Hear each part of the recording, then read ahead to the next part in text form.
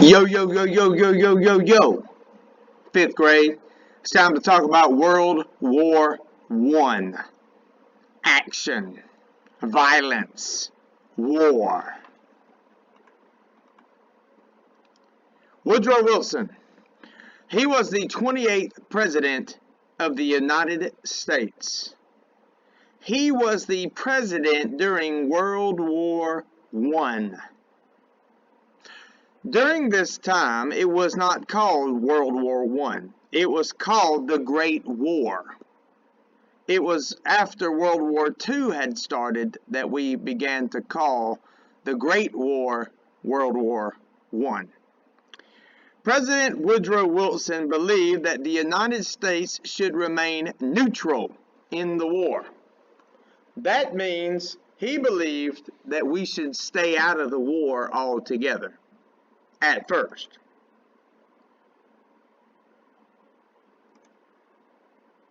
World War I began in 1914 with the assassination of Archduke Franz Ferdinand of Austria-Hungary.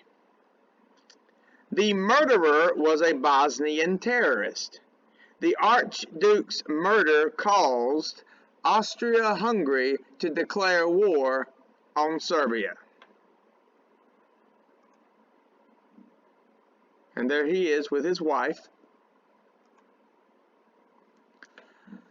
Countries in Europe were joining together and making more weapons. World War I began in Europe in 1914. It was a global war of 32 countries. It was a war between the Allies and the Central Powers. Now here are the Allies. You'll need to know these countries. Great Britain, France, Russia, Serbia, and Belgium. They were considered the good guys of World War I. And then you have the Central Powers, who we would consider to be the bad guys. Germany, Austria-Hungary, Bulgaria, and the Ottoman Empire. And we consider them bad guys because they were attempting to take away countries' freedom. The Allies were preventing them from taking either their freedom or other countries' freedom. Isolationism. The United States stayed out of the war at first. President Woodrow Wilson thought that the United States should remain neutral and that isolationism was the best option for the country. However, the United States did have a little involvement. U.S. merchant ships were sending food to devastated areas in Europe and helping block supplies from reaching Germany. Germany began to develop a strong navy. Things changed when Germany began using its submarines to sink ships in the Atlantic Ocean. Americans became angry when the German submarine ship, sunk the British passenger ship Lusitania because there were Americans on board. So there's a picture of the Lusitania, a British passenger ship. It had Americans on board. And there's a picture of the newspaper, front page news of the New York Times once the ship was sunk by a German submarine. There's an artist drawing of that sinking ship. And there's a submarine. Germany continued to sink ships because they were trying to keep supplies from reaching Great Britain. Americans sympathized with the Allies and were concerned about the safety of U.S. ships. The last straw was when several U.S. ships were sunk in February and March of 1917.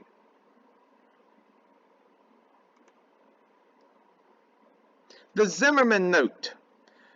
The United States intercepted a note from Germany to Mexico. It promised Texas, New Mexico, and Arizona back in return for an alliance. And there's a picture of that telegram.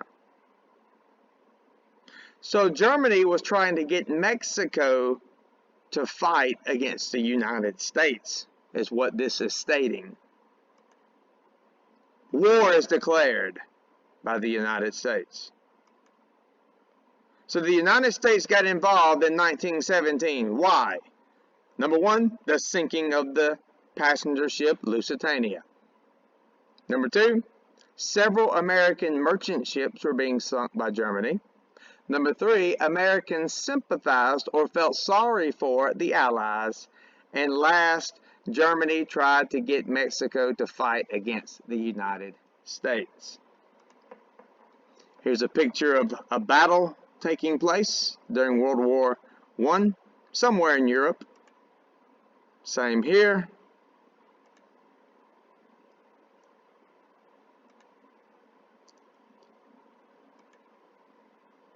Poisonous gas was used during World War I, so we see this poor soldier here suffering from that. Victory. The United States provided the help needed to win the war. In 1918, American troops fought the final battles of World War I. In November 11th, 1918, the Central Powers surrendered to the Allies. Weapons used for the first time during World War I. Machine guns, tanks, planes, poisonous gas, zeppelins, portable flamethrowers. Machine guns, tanks, planes, poisonous gas, zeppelins, portable flamethrowers. The Treaty of Versailles. This is what ended World War I. In June of 1919, leaders from countries involved in the war met in a French palace called Versailles to write a treaty for World War I. The treaty outlined the terms of the winners and what they expected of the losing countries. The Allied powers dictated the treaty to Germany. It did not have a say in the terms. So there they are meeting to discuss the end of World War I, the Treaty of Versailles. First of all, it caused reparations. Germany had to pay $33 billion in reparations to the Allies. Paying these reparations were nearly impossible because the war had left Germany's economy bankrupt. Germany's trains loading with cargo to make reparation payments. Land. The Allies redrew the map of Europe. The treaty took 1 million square miles of land from Germany. Germany also lost its colonies. New countries were created from some of this land. So they took land away from Germany as well. Military. Germany had to disarm its military. The army was cut to just 100,000 men, and the navy could only have 6 battleships. They were not allowed to make any new planes, tanks, or submarines. Germany could not make or export any new weapons. So Germany's military was cut down. And government. Germany's government had to accept the blame for the war. The Allies put a new government in place, but the citizens didn't support it. The people were unhappy and protested against the government because economic conditions were not improving. Germans protesting the Treaty of Versailles. And depression. World War I had left Germany's economy in ruins. The war, along with the Treaty of Versailles, caused Germany to go through an economic depression. People lost their jobs and could not find new ones. Last but not least, I pledge allegiance to the flag of the United States of America and to the republic for which it stands, one nation, under God, indivisible, with liberty and justice for all. Have a nice day.